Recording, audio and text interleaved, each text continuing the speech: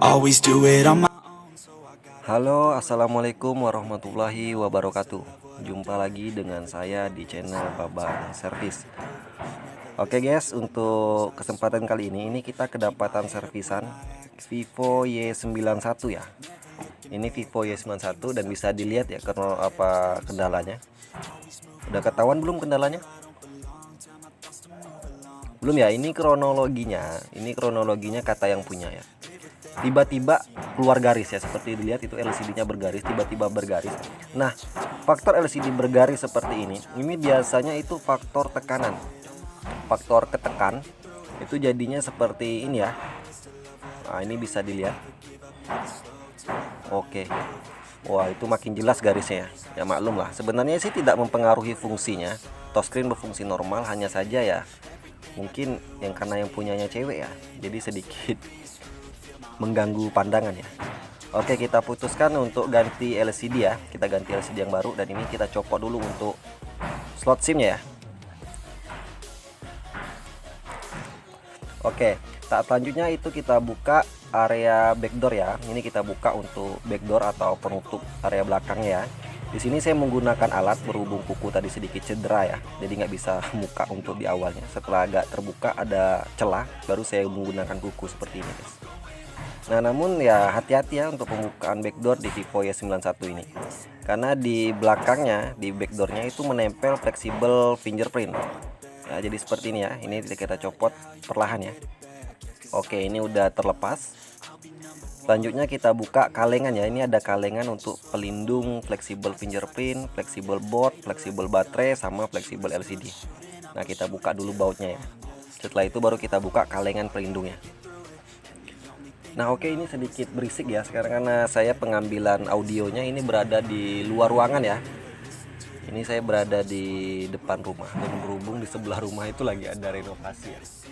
Jadi saya sesekali ya cari inspirasi ya biar nggak bersin guys.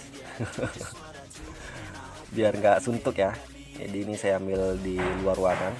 Oke, ini kita copot ya fleksibel fingerprintnya ya, seperti ini ya. Ini yang rawan guys, hati-hati. Ini kita ketepikan dulu ya. Nah, tahap selanjutnya tinggal kita copot baterai ya. Ini pencopotan baterai tinggal tarik saja. Dan ini gampang sekali guys, karena ya HP-nya udah keseringan ganti LCD ya. Kata yang punya sama yang ini udah 3 kali loh. Dan ini yang ketiga kalinya dia ganti LCD. Ada faktor terjatuh, retak, ya bervariasi ya. Cuma kendala bergaris ya baru sekali ini. Makanya dia sedikit bingung, layar kok nggak ada retak, tiba-tiba bergaris ya. Saya jelaskan aja tadi ya. Biasanya bergaris itu faktor tekanan ya.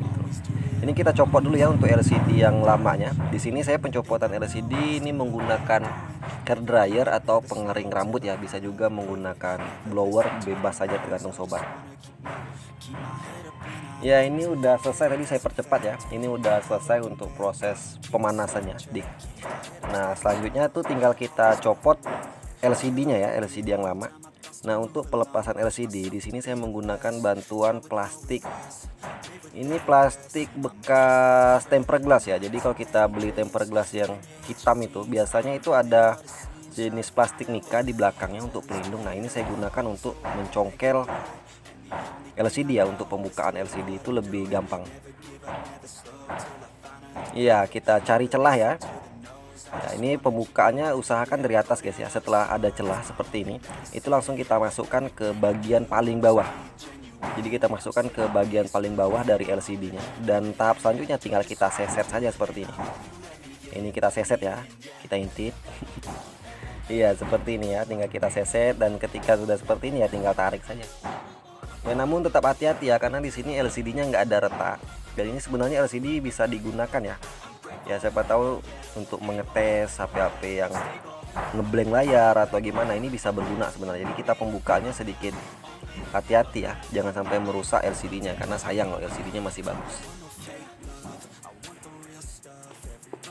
Ya, ini penampakannya guys. Walah, banyak sekali lemnya ya. Ini lemnya sampai ke bawah LCD loh, masuk-masuk. Ya, ini tepi jalan loh guys ya. Ini di pinggiran jalan komplek. Ini lumayan berisik ya. Oke, tahap selanjutnya itu tinggal kita bersihkan ya sisa-sisa lem yang menempel di area frame ya, karena Fungsinya untuk apa sih membersihkan lem? Yang pertama itu fungsinya agar LCD yang kita pasang itu jauh lebih presisi ya. Kalau nggak dibersihkan takutnya nanti LCD-nya nggak presisi gitu loh. Ini kita bersihkan dulu. Oke, ini udah selesai untuk pembersihan di area frame-nya ya. Pembersihan sisa-sisa lem. Selanjutnya itu tinggal kita bersihkan kembali menggunakan minyak kayu putih biar HP-nya nggak masuk angin ya. Ya enggak guys, ini ya minyak kayu putih ini untuk membersihkan sisa-sisa lem ya. Sisa-sisa lem yang udah kita kikis tadi. Ya mungkin masih ada debu-debunya atau partikel-partikel kecilnya ya, bahasa kerennya seperti itu ya. Ini kita lepaskan dulu, kita bersihkan kembali menggunakan sikat gigi ya, sikat gigi second ya. Kalau dibilang bekas kan terlalu jelek ya, sikat gigi second aja biar lebih keren gitu loh. Ya ini ya, wah ini apa namanya, ini pelindung anti panas ya, namun udah sobek-sobek loh guys ya. Ini mengganggu pandangan mata saya.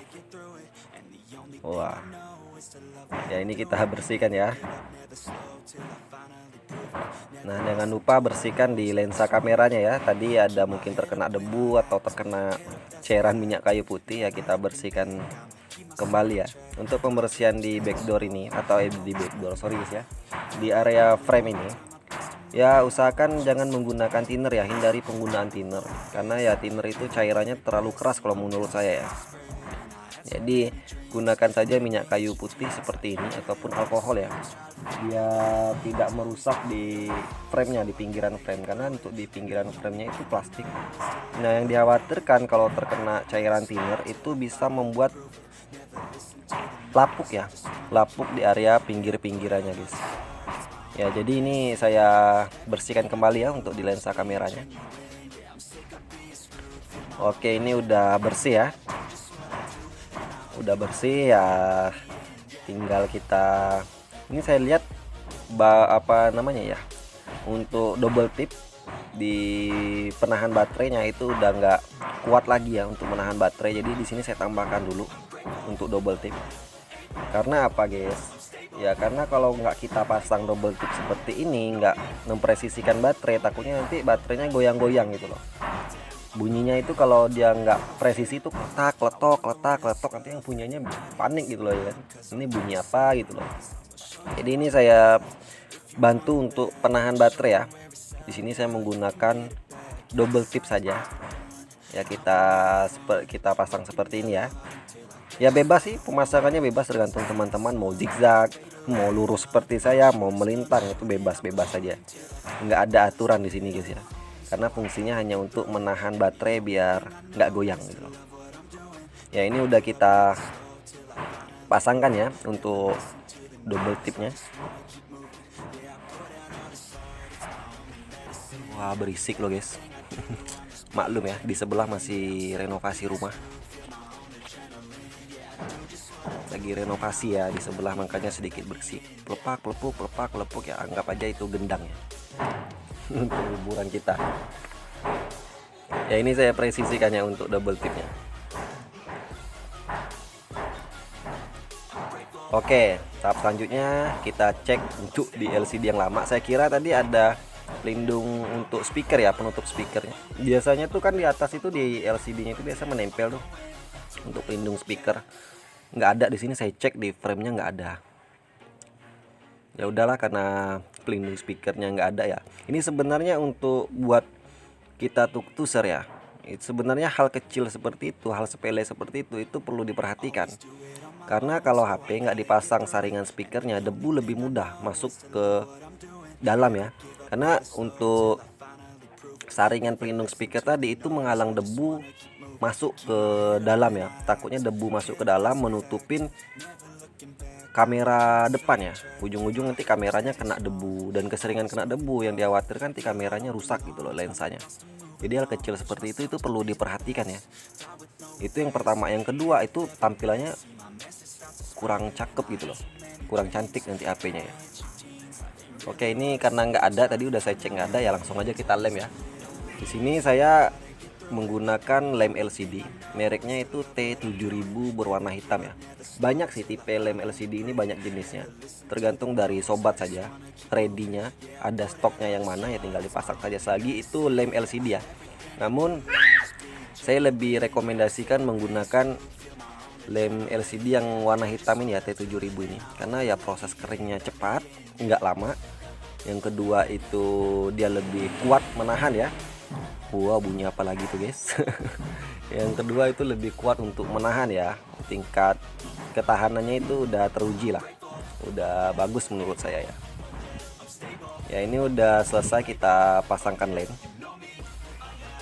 Tahap selanjutnya itu langsung kita pasangkan saja LCD yang baru ya. Namun sebelum dipasang LCD yang barunya itu kita tes dulu guys, terlebih dahulu ya. Takutnya nanti LCD-nya malah nggak berhasil, yang gagal gitu loh. Jadi sebelum kita pasang kita tes terlebih dahulu, dan ini LCD-nya sebelumnya tuh udah saya tes dan LCD-nya worth it ya, bagus ya. Jadi tinggal saya pasang saja. Nah sebelum pemasangan LCD yang baru, nah biasanya ya semua LCD lah ya, semua LCD yang baru itu kan pasti ada segel-segelannya. Nah untuk sebelum pemasangan itu kita lepaskan dulu guys semua segel-segel yang menempel di LCD yang baru tadi ya, kita lepaskan dulu, kita bersihkan dulu ya, seperti ini menggunakan pinset saja bebas ya. Ini tinggal kita singkirkan dulu ya segelannya, kita putuskan dulu karena nggak penting gitu ya. Nah ini udah kita lepaskan ya. Oke, ini ada lagi segelnya guys, ada satu lagi segelnya, ini kita putuskan lagi ya, biar tidak kelihatan ya sisa-sisa atau tidak kelihatan segel ya di pinggirannya, karena kalau ada segel di pinggiran itu biasa mengganggu mata ya.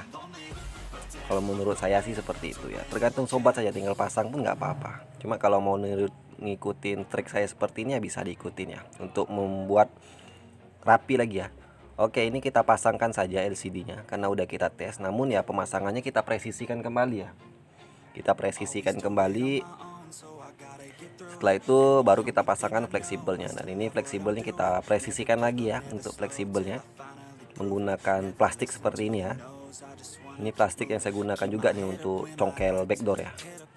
Nah terus kita copot saja nih guys untuk double tipnya ya. Selanjutnya tinggal kita pasangkan baterai saja ya, biar baterainya nggak goyang, jadi saya tambahkan double tip biar nggak goyang-goyang dia, takutnya nanti gendang-gendang pula dia di dalam HP kan.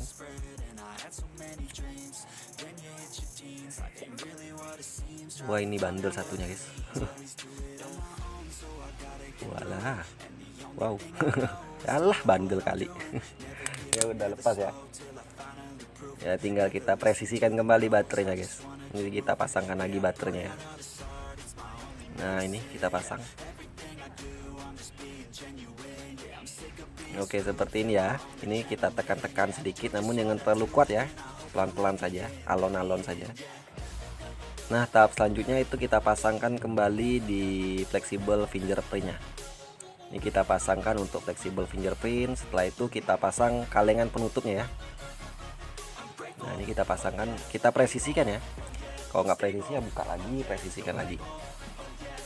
Ini fungsi kalengannya itu untuk melindungin fleksibel ya, melindungin ya untuk soketnya ya, soket di fleksibel fingerprint, backdoor, fleksibel board. Kok lagi jadi belibet gini ngomongnya, fleksibel baterai sama fleksibel LCD. Kurang ngopi nampaknya nih guys, jadi omongannya ngelantur ke sana ke sini ya. Ya ini kita pasangkan baut kembali ya. Oke ini udah kita pasangkan baut ya. Tahap selanjutnya ya tinggal kita presisikan aja nanti guys. Setelah semua bautnya udah terpasang ya tinggal kita presisikan aja kembali backdoornya. Ya ini udah terpasang bautnya, tinggal satu yang bandel ini guys ya. Ya ini nanti ya ketika pemasangan backdoor ya simple saja, tinggal tekan-tekan saja ya. Ya ini kita pasangkan untuk backdoornya ya. Ya tinggal tekan aja seperti ini guys. Ya namun tetap hati-hati ya, penekanannya jangan terlalu kuat, takutnya yang tertekan itu bukan backdoornya tapi LCD-nya. Apalagi terlalu semangat kan akhirnya tekan ya LCD-nya yang ketekan, akhirnya krak, pecah. Kalau udah pecah ya auto nombok. Nah, ini kita bersihkan kembali segelnya ya. Ya, seperti ini. Oke, tahap selanjutnya tinggal kita pasangkan kembali slot SIM-nya ya. Nah, ini slot SIM-nya tadi kita pasangkan lagi ya, karena ada kartunya di sini. Dan ini berhubung HP-nya lagi ditungguin sama yang punya. Kita coba hidupin ya. Jeng jeng, menyala guys, mantap ya. Ini LCD-nya udah pasti nyala, kita buka segelnya ya. Wow, mulus lagi guys HP-nya. Oh, ini apa itu? Aduh, berisik sekali guys ya, nggak apa-apa, nggak aja hiburan ya. Ya, tahap selanjutnya kita presisikan untuk LCD-nya. Kita bantu pengepresan LCD menggunakan karet seperti ini ya. Bisa juga menggunakan penjepit LCD, bebas tergantung dari sobat semua saja, bebas saja ya. Ya, ini udah selesai ya, tinggal kayak tunggu 30 menit sampai 1 jam. Oke, ini kurang lebih udah hampir 1 jam ya. Itu LCD-nya saya rasa udah kering ya untuk lem LCD-nya. Ya, selanjutnya tinggal kita copot saja karet-karetnya ya. Ini karet-karetnya kita copot dulu semuanya. Ya, ini udah kita copot semua karet-karetnya. Tahap selanjutnya itu tinggal kita bersihkan ya. Di sini kita bersihkan menggunakan biasa minyak kayu putih ya. Minyak kayu putih ini banyak fungsinya loh guys ya. Selain untuk mencegah masuk angin di manusia, bisa juga mencegah masuk angin di HP ya. Ya, ini kita lap lagi ya. Kita bersihkan. Ya, usahakan bersih guys, usahakan bersih, rapi. Agar ya ketika kita serahkan ke user atau yang punya, itu HP-nya kinclong gitu loh ya. Karena itu salah satu penilaian buat kita gitu loh. Karena kalau konsumennya puas, otomatis ya yang kita kejar itu repeat ordernya. Nanti ya promosi mulutnya itu luar biasa loh guys. Kalau kita berapi, cakep pemasangannya, presisi pemasangannya, dan kita pemasangan juga ya bisa membuat konsumen tadi puas, ya dia akan ngomong baik itu ke kerabatnya, ke keluarganya, atau bisa jadi ke teman-temannya gitu ya. Itu promosi yang paling efektif kalau menurut saya. Karena saya pribadi juga kebanyakan dapatnya dari situ loh guys, dari isu mulut. Kadang orang datang, "Bang, di sini ganti LCD ya." Tiba-tiba kok ada orang WA gitu loh kan. Dapatnya dari si A, dapatnya dari si B, dia pernah servis sama abang. Oh, ya seperti itu ya. Itu kurang lebih untuk promosinya seperti itu kalau saya. Jadi cara saya promosi seperti ini guys. Ketika ada servisan itu saya buat serapi mungkin ya. Saya buat serapi mungkin, sepresisi mungkin, agar si yang punya tadi itu lebih senang ketika dapatkan HP-nya udah cantik kembali ya. Oke, ini udah selesai ya. Udah selesai.